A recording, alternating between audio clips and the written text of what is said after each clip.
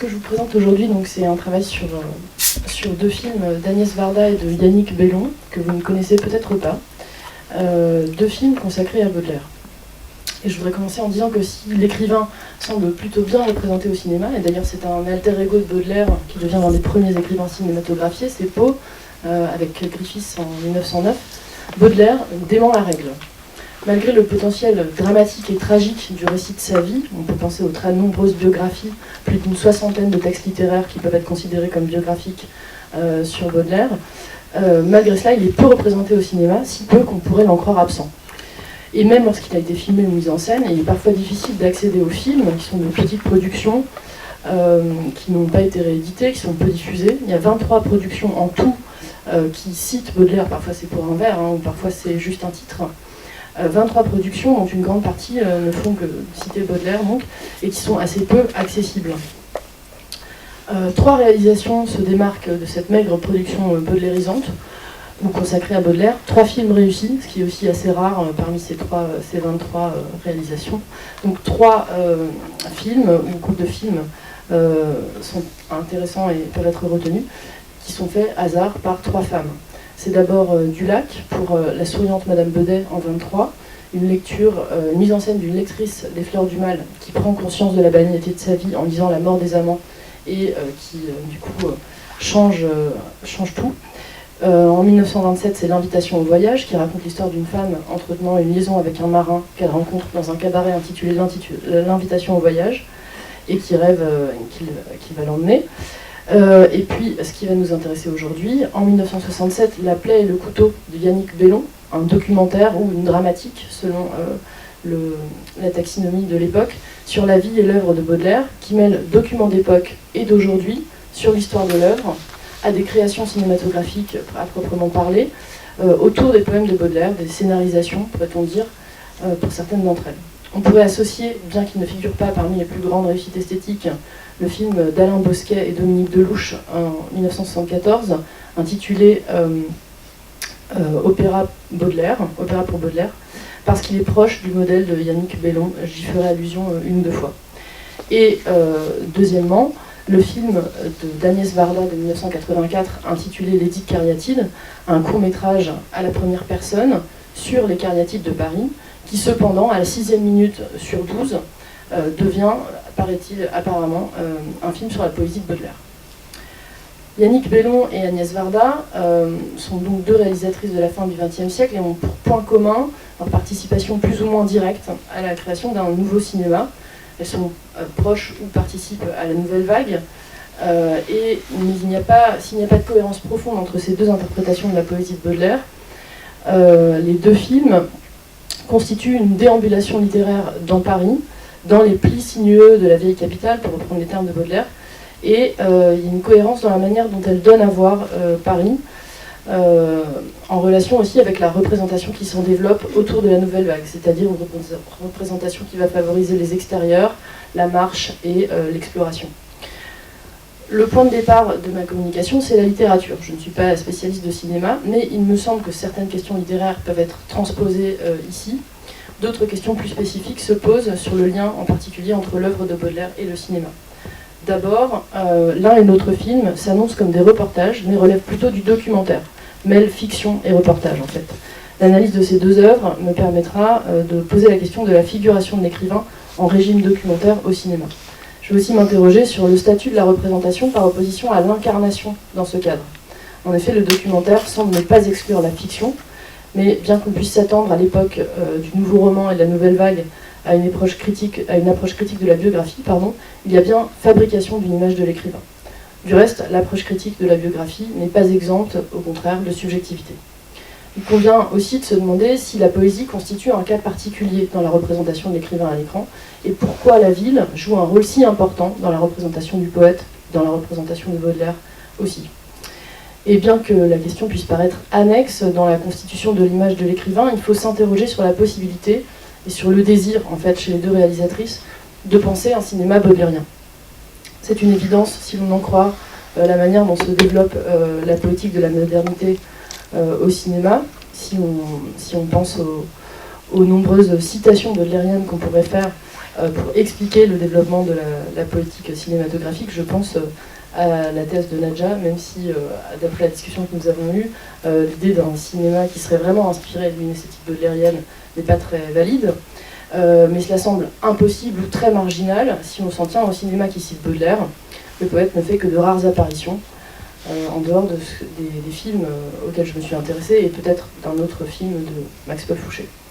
Je vais d'abord m'intéresser à la promotion de la ville au rang de personnage dans ces films, qui témoignent de deux approches biographiques opposées, expliquer l'œuvre par l'homme ou l'homme par l'œuvre, et qui tentent, chacun à leur manière, de transposer à l'écran une certaine idée de l'esthétique baudelairienne. Ce sont donc des films sur la ville.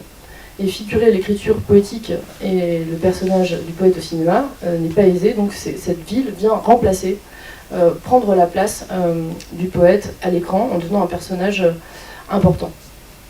Puisque Baudelaire, en l'occurrence, a consacré son œuvre à la capitale infâme, où, je cite, il va s'exercer seul à sa fantasque escrime, flairant dans tous les coins les hasards de la rime, trébuchant sur les mots comme sur les pavés. Alors c'était un personnage tout trouvé pour le représenter ou pour le mettre en scène au cinéma.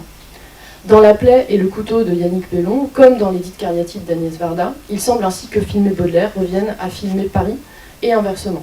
Le paysage parisien, personnage en permanente métamorphose, est à même de donner corps à la poésie de Baudelaire et permet également de mettre en scène son regard d'artiste. On peut considérer ces deux films comme des réécritures du Cygne, et en particulier de ces deux vers « Le vieux Paris n'est plus, la forme d'une ville change plus vite hélas que le cœur d'un mortel ». Comme Baudelaire a fait de la ville et de Paris une clé de sa poétique, les films de Yannick Bellon et d'Agnès Varda s'emparent de ce sujet et semblent parfois constituer des réécritures du Cygne. Benjamin et Aragon, dans sa poésie en particulier, ont contribué à faire lire Baudelaire comme le poète de la ville à travers le Cygne. Et on retrouve, dans le film d'Agnès Varda par exemple, l'idée du changement de la ville, puisqu'elle s'attache à la décennie 1860-1870, pendant laquelle les cariatides ont été élevées sur les façades parisiennes. Dans son film, la ville est présentée sous l'angle du vestige, de la trace, sous l'aspect d'un répertoire de signes dont on a perdu le sens. Elle évoque en particulier la cariatide de Turbigo, qu'elle appelle ange du bizarre ou ange du commerce, et qui se dresse dans sa rigueur impénétrable et mystérieuse. Vous la verrez tout à l'heure. Les prises de vue architecturales alternent avec des séquences consacrées au mouvement contemporain des omnibus. La couleur des vêtements des années 80 contraste avec la bichromie ocre et noire des statues intactes ou polluées, parfois nettoyées au balai-brosse par les habitants de plusieurs étages, comme la cariatide de Turbigo. Et contrairement... Et on trouve aussi, à nouveau, allusion à ce film que je ne vous montrerai pas parce qu'il m'est impossible d'en obtenir une copie, on trouve aussi dans le film d'Alain Bosquet et de Dominique Delouche des mises en scène de la métamorphose de la ville. Il filme en particulier le chantier des Halles de Paris qui permet de remettre en scène le Cygne. C'est aussi, dans ces deux films, on observe aussi un cinéma des foules. Les liens entre la poésie de Baudelaire et la ville sont connus, et à l'époque où sont tournés le film de Varda, le film de Bellon, c'est déjà un cliché. La ville, fourmillante cité, cité pleine de rêves, est le lieu des foules, et c'est aussi un sujet cinématographique par excellence, si l'on pense à la sortie de l'usine minière, que la poésie de Baudelaire avait pressenti comme le signe de la modernité. Les images en noir et blanc, ici, sont peut-être choisies pour donner au film un aspect intemporel, et la confusion entre le visage de Jacques Roubaud, que vous voyez à l'écran, et celui de Baudelaire permet d'imaginer une scène du XIXe siècle. La déambulation et le bain de multitude, qui sont un lieu d'inspiration, sont aussi le signe du fait que le travail poétique n'est pas un travail littéraire ordinaire, ne se figure ni par l'angoisse de la page blanche, ni seulement selon le lexis littéraire de l'écrivain à sa table de travail. En effet, le travail poétique est aussi affaire de déambulation, et d'ailleurs Jacques Roubaud dit qu'il écrit en marchant.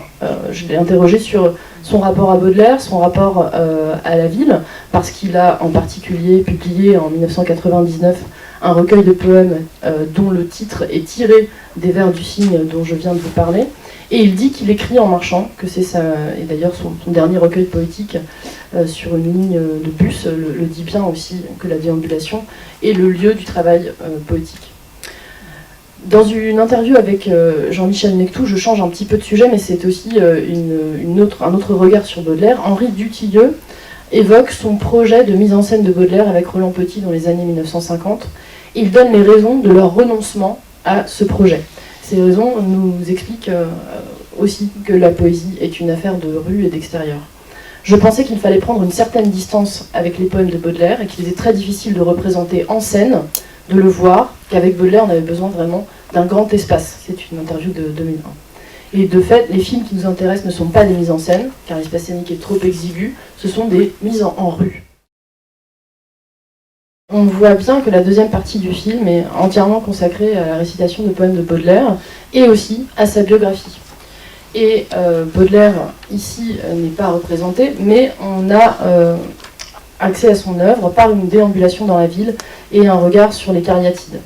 Je voudrais aussi, assez rapidement, juste après, vous projeter un passage de Yannick Bellon, du film de Yannick Bellon, du début de son film, qui montre aussi l'investissement de la rue par la poésie et la manière dont Baudelaire est vu, c'est-à-dire comme un homme qui marche, de la même manière que ses personnages, et un poète dont l'œuvre est aussi orale, parce qu'elle a besoin d'un public, si possible, fasciné, comme dans cet extrait du début du film de Yannick Bellon, où vous allez voir, après un petit développement sur le rôle de la ville, une récitation du poème « Une charogne ». Alors je profite de cet extrait pour passer au deuxième point de ma communication. Et alors vous voyez la transition entre l'importance de la foule, de la rue, de l'extérieur, pour Baudelaire qui se dit dans le poème Les Foules, et la possibilité de ce qu'on a appelé pour Baudelaire un lyrisme dépersonnalisé, c'est-à-dire la possibilité d'incarner n'importe qui, de se donner à la foule et de recevoir d'elle des idées, des expériences et de quoi faire les fleurs du mal.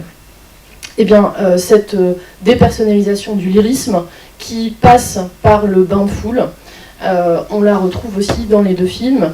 C'est peut-être l'une des raisons, je pense, en dehors même de la volonté de ne pas solidifier un mythe, de ne pas fétichiser un visage, c'est peut-être l'une des raisons qui explique la volonté de dissoudre l'image du poète à l'écran, entre plusieurs acteurs. Vous avez Jacques Roubaud, vous avez Serge Merlin, et puis il y en a d'autres, pour le film de Yannick Bellon.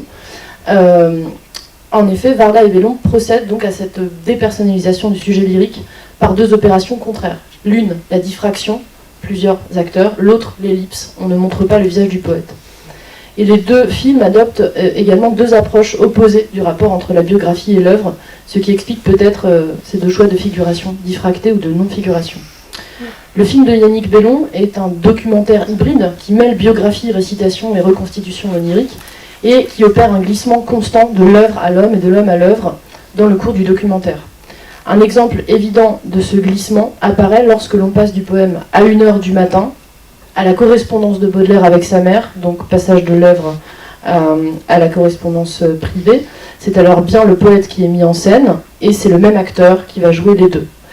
Et d'une manière générale, comme le montrent les deux séquences que je viens de vous montrer, mais aussi un enchaînement de séquences qu'on verra un peu plus tard, on change de tête de Baudelaire régulièrement. On a d'abord Jean-François Adam, c'est lui qui va réciter à 1h du matin, Jacques Roubaud, que vous avez vu se promenant, Serge Merlin, qui récitait ici Une charogne, on a Serge Reggiani aussi au début du film qui récite Le balcon, Michel Simon qui récite Le L'été, et Laurent Terzieff à la fin qui récite Enivrez-vous.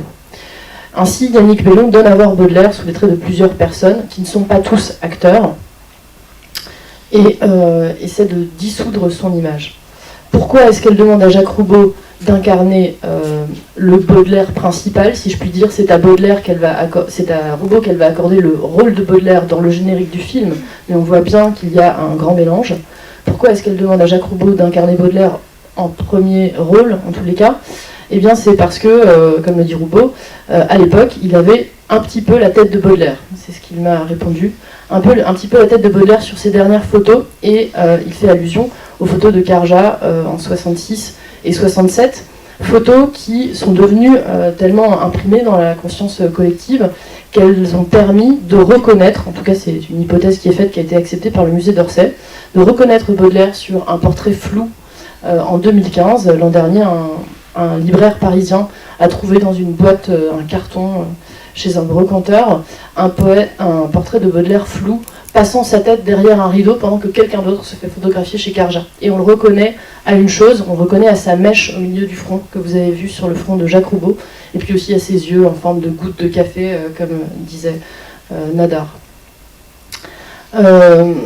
Cependant, ce qui permet d'identifier le poète comme poète dans le film de Yannick Bellon, c'est aussi la diction, la posture, l'art de la déclamation, qui est bien mis en valeur au début du film par la récitation d'une charogne dans un café. Le regard est droit vers la caméra, provocateur, décidé, à la fois pervers et mélancolique, et les vers s'égrènent lentement en ménageant des pauses et des effets de surprise. Yannick Bellon fait donc le choix d'incarner Baudelaire en plusieurs acteurs et d'empêcher l'identification du poète à un seul visage, même si elle met vraiment Roubaud sur le devant de la scène. Le lyrisme est dépersonnalisé. En revanche, chez Varda, on ne trouve pas de figuration de Baudelaire, mais une identification de Varda à Baudelaire. Son choix de mise en scène est tout aussi radical, elle ne fait pas apparaître le poète, mais seulement ses personnages, et encore à travers des statues, mais elle favorise une autre identification, celle de la réalisatrice au poète, par le biais de la compassion. Le commentaire en off qui accompagne le film est une visite à la première personne, dont la subjectivité est tout à fait assumée, qui inclut d'ailleurs le récit de l'origine du reportage. On lui avait commandé un reportage sur les cariatides, elle voit qu'elle n'aura pas assez d'argent pour se déplacer à l'endroit de leur invention, et elle décide de parcourir Paris en parlant également de Baudelaire. Vous avez vu au moment de la récitation du poème Réversibilité, mais aussi Que diras-tu ce soir, on avait une cariatide pleurant qui permettait à Varda à la fois d'indiquer la tristesse d'Apollonie Sabatier, mais aussi de manifester sa propre tristesse pour les 2 dernières années de la vie de Baudelaire, où il est paralysé, hémiplégique. Pour résumer, on a dans les 2 cas un refus de la biographie en tant que telle, mais 2 choix de figuration du poète un peu différents. Ils signifient tous les 2 un refus de l'approche biographique en tant que telle. On voit aussi d'ailleurs chez Bellon que la chronologie de la vie est tout à fait bouleversée, modifiée, etc. Un refus de la biographie de part et d'autre, et pourtant quelques éléments biographiques tout de même des 2 côtés qui permettent de ménager des transitions. D'une manière générale, c'est la biographie de l'œuvre qui est privilégiée sur la biographie de l'homme. Et plutôt que de véritables documentaires, il me semble que ces 2 films constituent des transpositions de l'esthétique baudelairienne à l'écran. À propos du film de Yannick Bellon, Jean-Paul Kléber écrit au moment de sa sortie dans les Nouvelles littéraires, la réalisation de Yannick Bellon est remarquable parce qu'elle est la poésie mise en image. Peut-on aller jusqu'à penser un Baudelaire scénariste ? Je crois que c'était le pari de Yannick Bellon, puisqu'elle filme les poèmes, certains poèmes, en entier, et les met en scène, non seulement une charogne que vous voyez réciter comme une sorte de test de rodage du poème dans un café, mais elle met aussi en scène, par exemple, le portrait de maîtresse, 4 personnages racontant leurs pires expériences avec leur dernière maîtresse, le dernier de ces personnages expliquant qu'il a fini par la tuer. Et donc on a des mises en scène cohérentes. Les poèmes sont pris comme de petits scénarios. Je vous en montre un. Il s'agit donc du poème À 1h du matin, qui est aussi intéressant parce qu'on a un rapport entre l'extérieur et l'intérieur, la foule, le poète harcelé par la foule, au contraire de ce qu'on disait tout à l'heure sur le bain de multitude. Et on voit dans cette mise en scène une véritable tentative d'application de la poésie de Baudelaire, tentative d'adaptation. Mais Yannick Bellon va plus loin. Il me semble qu'elle tente d'appliquer à l'écran l'esthétique de la modernité baudelairienne. Elle tente de l'appliquer à la modernité cinématographique. Une telle entreprise suppose quelques distorsions du style reportage ou documentaire, et la première d'entre elles, dans le film de Yannick Bellon, est la répétition d'images, des images répétées de manière obsessionnelle dans la déambulation. Cette déambulation, loin de constituer une marche au hasard, vous l'avez vu, apparaît chez Yannick Bellon comme un parcours obsessionnel et contraint, que ce soit par des limites horizontales ou des limites verticales. Je vais projeter cette fois Alors c'est un peu la suite de ce qu'on vient de voir, une déambulation qui montre donc la contrainte de la marche, et ça vous suggérera peut-être certaines images que je vous projetterai après d'un film qui sort 5 ans avant le film de Yannick Bellon et qui est bien connu. Donc le procès d'Orson Welles de 1962. On songe à ces images quand le film de Yannick Bellon est diffusé à la télévision sur TF1 en 67, donc des images qui datent de 5 ans auparavant. Et il me semble que le film de Bellon partage avec celui d'Orson Welles non seulement une certaine esthétique du contraste, un certain style expressionniste, soutenu d'ailleurs par la musique entêtante composée exprès pour le film de Yannick Bellon par Enrique Belloc, mais aussi une dynamique narrative implacable qui conduit à la mort. Les images obsédantes de Baudelaire qui arpentent Paris à travers la même unique ruelle rectiligne, s'éloignant ou se rapprochant de la caméra, vont en ce sens et sont une sorte de manifestation esthétique du spleen. À ce mouvement entêtant du poète dans la ville, l'esquisse d'une esthétique de l'obsession, correspond dans le film de Varda un mouvement répété de la caméra que vous avez peut-être remarqué, un mouvement de bas en haut, au moment de découvrir les statues. Les dites cariatides, en effet, sont systématiquement filmées de bas en haut selon un travelling ascendant qui révèle progressivement les formes lascives, puis le visage qui crée toujours la surprise, ou bien par son détachement, ou par son affliction, sa rigidité, le fait qu'il soit un masque. L'apparition du visage sert souvent de ponctuation au discours de la réalisatrice, lequel se présente comme une enquête sur la question de la beauté. L'histoire des cariatides est d'abord racontée à travers ce qu'en dit Vitruve. Ce sont des femmes qui constituent un butin de guerre et que l'on fait défiler avec leurs belles robes, je cite Varda, et qui deviendront le modèle de colonne que l'on construit pour célébrer cette victoire. Et donc cette histoire conduit Varda à s'interroger sur la manière dont les statues témoignent de l'effort lié à la charge qu'elles portent. Les atlantes, qui sont leur correspondant, leur équivalent masculin, montrent l'effort sur leur visage, alors que les cariatides, les femmes le font, portent les bâtiments sans en avoir l'air. L'histoire des cariatides soulève 3 questions que Varda embrasse d'emblée. D'une part, le rôle d'une histoire violente et guerrière dans la formation d'un canon esthétique, ou dans sa représentation, mais aussi la question de la représentation différenciée des hommes et des femmes, la force brute, la beauté impénétrable, et enfin celle de la superposition entre l'image du porteur. On a dans le film des images modernes qui mettent en évidence la contradiction entre la condition sociale du manutentionnaire ou de la porteuse d'eau et contraste entre l'image du porteur et les cariatides qui sont des femmes nobles, qui ont donc de belles robes et qui sont des statues d'apparat. Contraste encore entre les images modernes et les statues 19e qui les regardent du haut des bâtiments dans lesquels les porteurs vont livrer des paquets chargés sur leur dos, et ce contraste parle pour lui-même. Ces cariatides, elles sont examinées sous tous les angles et elles apparaissent finalement comme un prétexte pour faire un film baudelairien, et plus précisément un film sur la conception baudelairienne de la beauté. On voit d'ailleurs d'autres allusions dans l'œuvre de Varda à Baudelaire qui marquent son goût pour le poète, dans Jaco de Nantes, dans Cléo de 5 à 7. Cette conception baudelairienne de la beauté, elle est double. Elle est à la fois platonicienne et meurtrière, d'une part. C'est le poème La Beauté, ou bien dans Hymne à la beauté, ces vers « Tu marches sur des morts, beauté dont tu te moques ». Encore des vers de la beauté, décrivant cet idéal. C'est une statue au regard éternel et muet, ainsi que la matière. Contraste entre cette conception platonicienne et meurtrière, négative en fait de la beauté, et la beauté moderne, inspirée de Constantin Guis, qui est une beauté mouvante, d'autre part, et qui est aussi qu'on trouve dans la foule. Cette bipartition entre 2 conceptions de la beauté, elle est revisitée par Agnès Varda, et qui va s'engager sur un chemin baudelairien à l'inverse de l'original. En effet, ce qu'elle nous montre, c'est l'origine de la poésie baudelairienne. L'intérêt du poète pour la sculpture d'Ernest Christophe, en particulier, et pour, de manière générale, la transposition des œuvres d'art en poésie, est mise en évidence par la superposition de la récitation aux images de statues.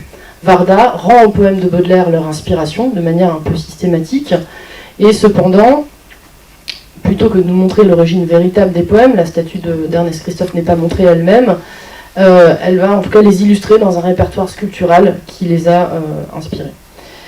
Et on voit, autre distorsion de l'esthétique du documentaire ou de la dramatique, pour entrer dans cette esthétique baudelairienne, on voit un usage répété, je le disais tout à l'heure, du travelling ascendant sur les statues qui correspond en même temps à la récitation des vers. Donc on va de bas en haut et en changeant de strophe ou de vers, on recommence ce même mouvement.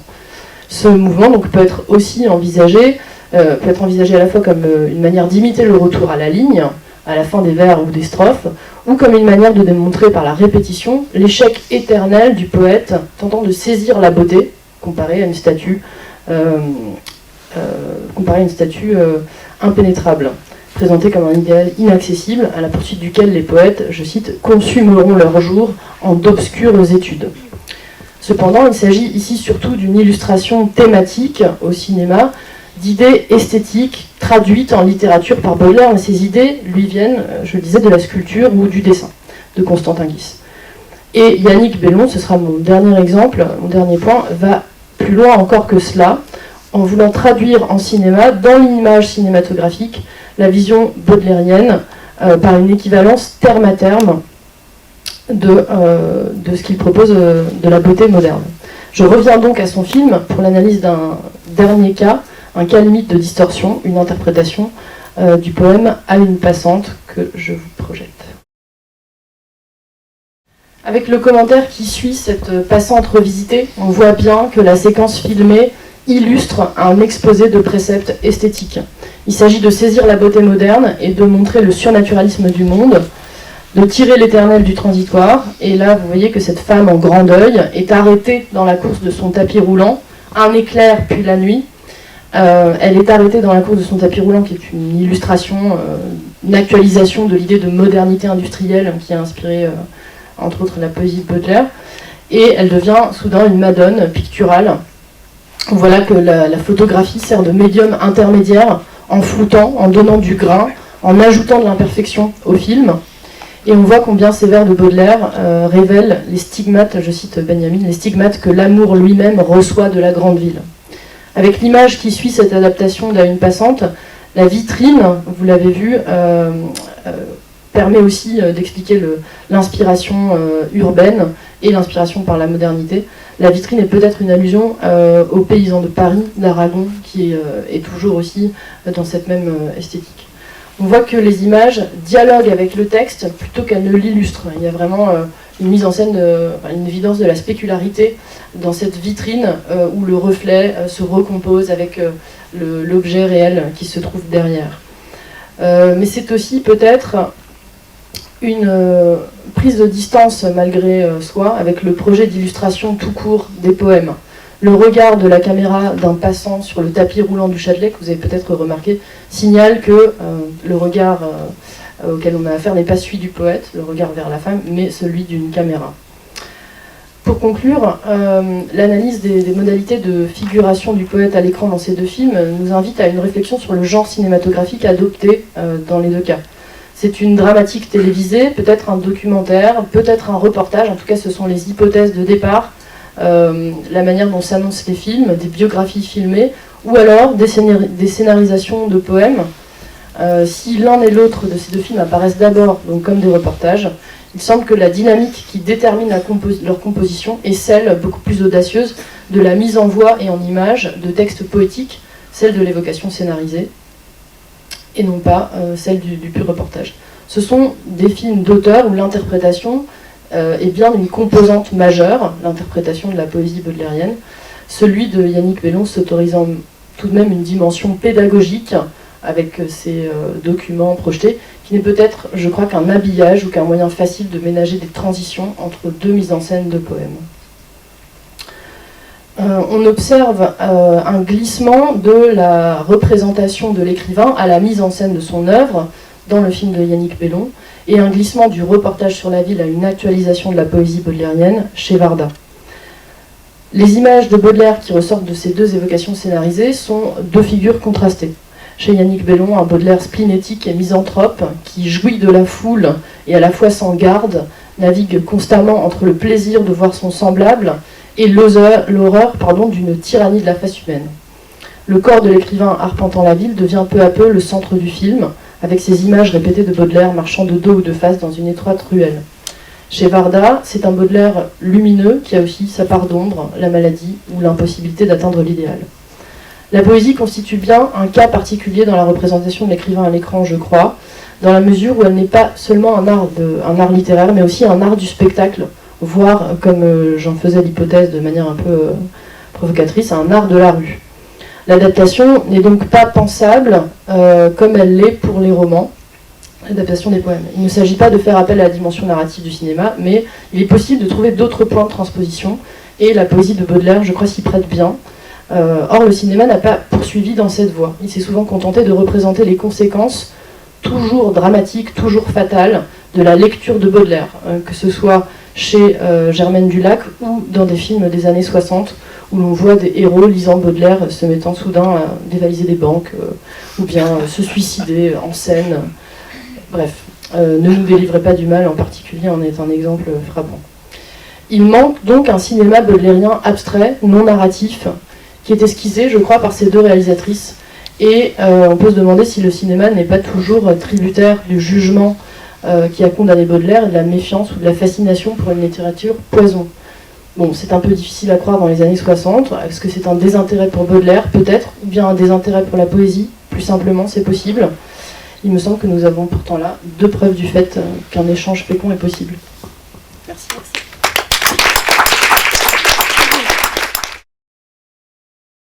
Mathilde a très bien évoqué les deux tentations baudelairiennes en fait, qui sont bien connues. Entre d'un côté une beauté marmoréenne, figée, je suis belle au mortel comme un rêve de pierre, qu'on voit dans les Cariatides, et de l'autre une beauté du transitoire, du passager, de la modernité. Mais en même temps, moi je trouve que de ce qu'on voit en tout cas de ces films, je ne les ai pas vus intégralement, l'image qui sort de Baudelaire est quand même plutôt classique, y compris dans le choix des textes. Alors peut-être que tu vas tu me diras, tu vas peut-être me les tromper, et pour l'instant tous les textes qu'on a entendus essentiellement sont tirés des Fleurs du Mal déjà, et pas du Spleen de Paris, donc pas des poèmes en prose. Donc c'est quand même un Baudelaire très morceau choisi, très apprivoisé. C'est vraiment les textes qu'on fait avec nos élèves quand on est prof au lycée, y compris les un peu scandaleux comme à une charogne, mais qui sont quand même... Voilà. Donc je me demande si par exemple il y a des textes du Spleen de Paris qui sont lus, ou seulement ces pièces un peu d'anthologie. Tu as tout à fait raison, c'est des passages obligés pour beaucoup. Le film de Yannick Bellon étant plus long, il est aussi plus riche. Il commence donc par un récit du procès et de ce fait par une récitation de tous les poèmes condamnés. Donc ça commence par le scandale et on a d'assez belles récitations sur un fond noir. Des poèmes condamnés, on commence par là. Ensuite, il y a beaucoup de Fleurs du Mal, effectivement, et puis quand même quelques poèmes du Spleen de Paris. Et donc, je vous ai montré À 1h du matin, qui me semble assez intéressant. Il y a Enivrez-vous à la fin, et au milieu, il y a ce grand passage des portraits de maîtresse, entre autres avec Jean Rochefort, qui est assez intéressant parce que là, on a un petit scénario à soi seul qui dure un peu plus de 6 minutes. Et ces portraits de maîtresse sont, à mon sens, quand même une part de l'œuvre qui est un peu moins connue. C'est un poème assez bizarre, un peu effrayant en fait. Donc là, il y a une certaine originalité quand même, mais évidemment, dans la construction, on commence par le scandale et on termine par quelque chose par le spleen, par la terreur, par l'obsession. C'est vrai que c'est assez déjà vu. Et une dernière remarque avant de passer la parole. C'est paradoxal en même temps la question de montrer Paris parce que, en tout cas dans Les Fleurs du Mal, un critique a parlé de tableau non parisien à propos de la section tableau parisien, c'est Jérôme Tello je crois, qui dit que justement finalement dans cette section, Paris est assez peu présent paradoxalement, dans le sens où il n'est pas décrit, il n'y a rien de pittoresque, c'est plutôt une expérience de la ville existentielle, et donc c'est peut-être de ça qu'il s'agit d'ailleurs dans les films que tu montres. Oui, tout à fait. C'est une ville abstraite, un peu générique, une ville faite de ruelles et de... Voilà, cette déambulation, elle n'a pas de lieu précis. À un moment, on évoque le jardin du Luxembourg. On peut penser dans le signe quand même à l'évocation du carrousel, qu'on peut situer pour le coup. Mais dans le Paris décrit par Yannick Bellon, effectivement, on n'a pas non plus de lieu précis. Et ceux auxquels s'attache Agnès Varda, ce ne sont pas forcément des lieux baudelairiens. Merci pour cette très belle intervention. J'avais une question concernant ce que vous avez appelé le cinéma baudelairien. Est-ce que pour vous, la séquence qui fait 14 minutes, je crois, des histoires du cinéma de Godard, et qui concerne donc, le voyage, une lecture du voyage de Baudelaire par Julie Delpy, et qui est en quelque sorte illustrée par une série d'images, de tableaux, de petits morceaux de films, etc., qui se mélangent, est-ce que ça relèverait de la catégorie du baudelairien, c'est-à-dire peut-être d'une catégorie de modernité qui quitterait son siècle, le siècle de Baudelaire, pour venir peut-être penser aussi ce qui se joue dans la deuxième moitié du XXe siècle pour le coup. Alors je vous remercie de m'indiquer cette référence parce que comme je le disais tout à l'heure, j'ai essayé de faire un panorama d'évocation baudelairienne, mais celle-ci m'a complètement échappé et c'est absolument scandaleux. Donc il faudra que je la voie et que je m'en fasse une idée. Je vous remercie, c'est absolument majeur. Donc j'irai voir. Je suis en train de lire un livre paru récemment sur l'exposition de la littérature. Et au fond, c'est un peu le même genre de question qui se pose. Comment donner à voir le littéraire, souvent c'est focalisé autour d'écrivains, parce qu'un grand nombre assez important d'expositions au cours des dernières années, voire des dernières décennies, sont consacrées à des figures d'écrivains, donc centrées sur des auteurs. Et là, parmi tous les moyens, c'est un ouvrage intéressant parce qu'il rassemble des gens qui ont un regard réflexif et analytique et en même temps des praticiens, c'est-à-dire des gens qui ont organisé des expositions. Et il semble, c'est une première lecture et puis j'ai pas fini l'intégralité du livre, que idéologiquement, en quelque sorte, ce qui serait privilégié comme la formule la plus appropriée, la plus indiquée pour réaliser une exposition sur la littérature ou les écrivains, c'est de faire pénétrer dans l'œuvre et donc d'adapter dans un format particulier qui est celui de l'exposition, ici au niveau du cinéma, non pas de fournir des informations sur le mode du documentaire, disons classique, ce que peut être aussi une exposition, mais de faire pénétrer, de faire revivre aux lecteurs ou aux visiteurs de l'exposition une expérience analogue, en vertu des moyens qui sont disponibles, une expérience analogue à celle que le lecteur pourrait rencontrer dans l'œuvre de l'écrivain, comme s'il y avait une volonté d'épouser l'esprit de l'œuvre, si tu veux, dans une forme qui nécessairement ne peut être que différente. Voilà, c'est un constat que je fais par rapport à deux types de production culturelle, ici le cinéma et le mode de l'exposition, dans un cas comme dans l'autre, même si c'est selon des modalités différentes, dans un cas comme dans l'autre, il s'agit de donner à voir quelque chose qui habituellement se lit simplement selon l'idée un peu simplette qu'on en a parfois. Voilà. Est-ce que j'ai pas bien compris la fin de ta remarque, est-ce que tu parlais de donner aux visiteurs de l'exposition et donc aux spectateurs du film une expérience analogue à celle qui a déterminé la création de l'œuvre? Non, qu'un lecteur de l'œuvre pourrait avoir. D'accord, donc, par la récitation. Là, par exemple. D'accord, oui. Mais effectivement, c'est le biais le plus. Je pense que c'est le plus simple en fait, hein, c'est le plus facile. Mais il me semble que le film de Yannick Bellon va un petit peu au-delà de ça, c'est pour ça que je le trouve intéressant, mais effectivement la récitation c'était un peu la chose la plus facile à faire pour commencer, et ensuite je crois que ces documents qui arrivent dans le film ne servent qu'à faire des transitions. Ce que je voulais dire, je pense que ce que j'essaye de désigner, c'est plutôt ce qu'il a fait, qui va au-delà justement, c'est-à-dire de vraiment donner lieu à une expérience qui ne soit pas de simple illustration, de simple rendu, si tu veux. C'est une expérience qui est toujours médiatisée par les choix du metteur en scène et par l'interprétation de l'acteur, donc ça ne pourrait jamais être l'égal d'une expérience littéraire directe. Je ne pense pas. Hein. Que penses-tu, Jean? Si oui, je suis un petit peu d'accord, oui. Voilà. Oui, c'est vrai que, en particulier quand on voit le L'été récité par Michel Simon, on entend Michel Simon tout autant qu'on entend Baudelaire, et évidemment il y a quelque chose qui fait à écran, parce que les acteurs sont très connus. Serge Reggiani récitant Le Balcon, c'est aussi Serge Reggiani, et d'abord Serge Reggiani. Merci beaucoup.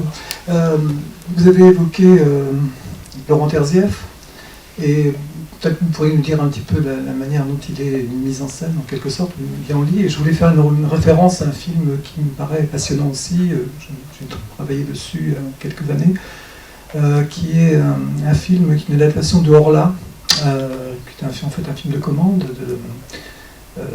et donc où Laurent Terzieff justement lit le texte de Horla, en l'enregistrant en même temps, c'est-à-dire qu'il prépare apparemment quelque chose de l'ordre d'une création en quelque sorte littéraire ou radiophonique, on ne sait pas trop, en enregistrant le texte, mais en même temps il rentre aussi dans la fiction et littéralement s'identifie au personnage du Horla qu'il raconte par ailleurs. Et c'est Jean-Daniel Paulet donc, qui a fait ce film, et c'est un film absolument admirable, et en particulier pour son travail sur les couleurs. Là c'est pas du tout du noir et blanc, c'est vraiment de la couleur. Et les couleurs sont traitées de manière extrêmement plastique, et bon, je pense que ça vous intéresserait de le voir si vous ne connaissez pas. Mais enfin, ma question, c'était aussi sur Laurent Terzieff et son rôle dans le film.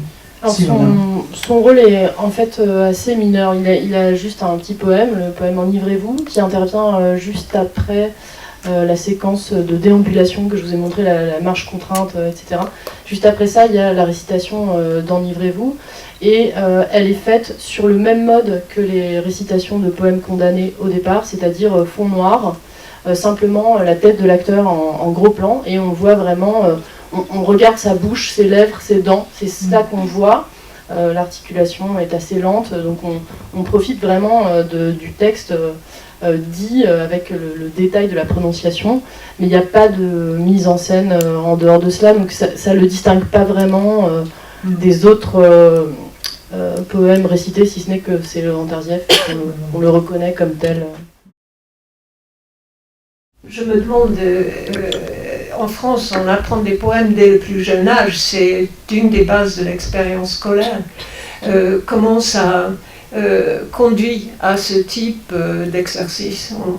Parce que ça semble être un exercice classique où, voilà. J'ai déjà utilisé le mot académique, mais enfin, peut-être, oui, comme s'il y avait un concours de diction.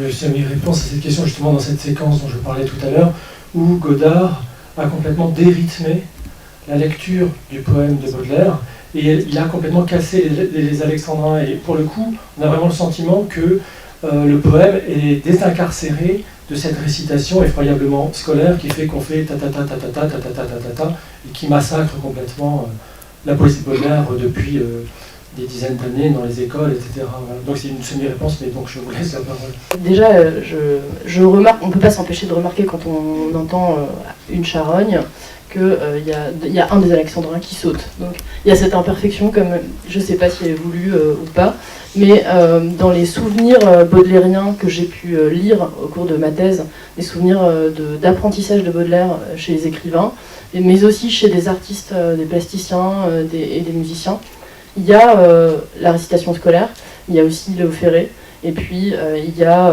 Gainsbourg. Et il y a tous ceux qui l'ont interprété en musique, et donc il y a plusieurs couches d'interprétation de Baudelaire, pas seulement la récitation scolaire, mais souvent on accède à Baudelaire par une autre œuvre. Et on finit d'ailleurs par connaître les poèmes par cœur aussi, parce qu'ils sont mis en musique, ça rend la chose plus facile. Donc je crois qu'il y a plusieurs niveaux d'expérience de ces poèmes, et c'est une question de génération. Il y a toute une génération qui est marquée par la récitation, par la diction, proche d'une récitation de Léo Ferré. Je rejoins un peu ce qui avait été dit là-bas. Donc moi, quand je lis une poésie ou quoi, c'est plus sur des sensations ou sur des bribes de souvenirs qui vont s'intercaler dans ma tête, ou vraiment des recréations d'images à partir de ces sensations. Mais je trouve que représenter de cette façon-là, c'est artificiel, comme madame disait, parce que du coup, ça... Oui, on voit une représentation de Baudelaire, oui, mais voilà, je trouve que j'ai un copier-coller, comme si on nous le lisait quelque part, et puis sans les émotions qu'il y a derrière, en fait, j'ai l'impression, voilà. Je crois que, bon alors j'ai pas, je vais pas vous passer tout le film, mais je crois que vous changeriez peut-être un peu d'avis en voyant le début du film, parce qu'on a un enchaînement de visages différents. Bon, c'est vrai que la diction est quand même un peu la même, mais un enchaînement de visages qui fait que du coup l'image de Baudelaire n'est pas évidente, parce qu'il y a aussi des femmes qui récitent ses poèmes, qui prennent sa place, etc. Donc au bout d'un moment, on entend le texte au lieu de voir Baudelaire. Et ça, c'est plutôt intéressant dans le film de Yannick Bellon. Reste que la diction, effectivement, a une certaine uniformité. Mais je trouve absolument vraiment super de pouvoir avoir une lecture libre de tout souvenir, parce que à force de travailler sur Baudelaire, pour le coup, moi quand je lis ses poèmes, j'entends toutes les mélodies qui ont été composées dessus, et il m'est impossible de lire Baudelaire sans entendre quelque chose, c'est plus possible. J'étais frappée par le modèle théâtral en fait qui est sous-jacent ici. C'est quand même une certaine idée de la poésie, hein, parce que pour certains la poésie elle n'est pas à dire, elle est à lire déjà, et là le parti pris c'est d'emblée, peut-être pas pour Baudelaire, mais il est d'emblée qu'il faudrait la faire entendre, ce qui va pas de soi pour tout le monde. Et aussi, j'étais frappée surtout par le passage où on voit à 1h du matin, où en fait on dirait un monologue de théâtre. Donc au niveau de la forme, c'est quand même très classique. Parfois tu parlais d'une forme moderne du cinéma, mais moi je trouve ça plutôt... Ce que je trouvais moderne, c'est plutôt Ah la oui. musique d'Enrique Belloc, Ah oui. superposée aux rues naturelles, enfin aux rues... Véritable ou artificielle, ces murs un peu reconstruits, à un moment on voit des parois qui sont du décor en fait, et c'est ça que je trouvais moderne. Le reste, En tout cas, c'était le modèle du théâtre qui m'a frappée et qui est un choix de lecture de la poésie qui ne va pas de soi. Il y avait 2 ou 3 films sur Allen Ginsberg qui sont sortis ces dernières années. Et il y en avait un, excusez-moi, je suis très fatiguée, je ne me rappelle plus du nom du metteur en scène, qui représentait par une bande dessinée Howl. Et c'était très frappant et je pense très réussi. Est-ce qu'on a essayé de mettre en image Baudelaire autre que la ville, des images documentaires réalistes? Oui, il y a aussi il y a quelques films d'animation sur les hiboux et l'horloge en particulier. Il y a un peu de bande dessinée et de l'illustration abstraite récente aussi. Oui, il y a des choses intéressantes. Mais c'est vrai qu'il faut attendre vraiment les années 70 avant d'avoir des créations un peu ambitieuses, parce que jusque-là, et dans l'entre-deux-guerres, on a beaucoup d'illustrations érotiques assez attendues et un peu ennuyeuses en fait.